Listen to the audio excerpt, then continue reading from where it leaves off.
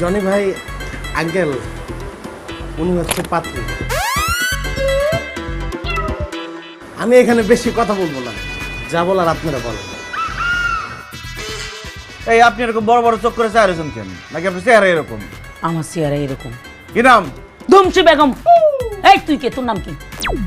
আব্বা ওনার তো ব্যবহার খারাপ মনে হচ্ছে। যা জিজ্ঞান আপনি জিজ্ঞান। দরকার নাই, চলো জায়গা। এই কি ফুসুর ফুসুর করস? এই বুড়া তুই কে?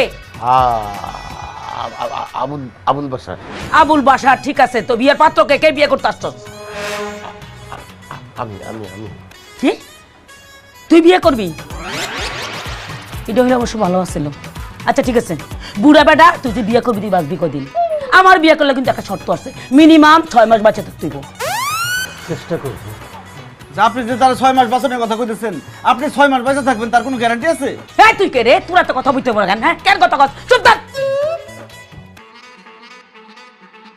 এই সরি, তুই কাটাই কাটাই তুই আমি ঘুরতে আইছি। ঘুরতে এসে মানে কি? এনে কি মেলা চলো? তুই ঘুরতে এসে যাবারে যা যা। আমি আমার আব্বার সাথে আসছি। আব্বা কি? এটা তোর আব্বা?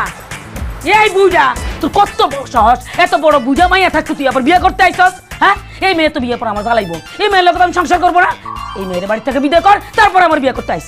অলরেডি বিদায় করে দিচ্ছে, মানে আমার সাথে তার বিয়ে দিয়ে দিচ্ছে। আমি তার জামাই। ও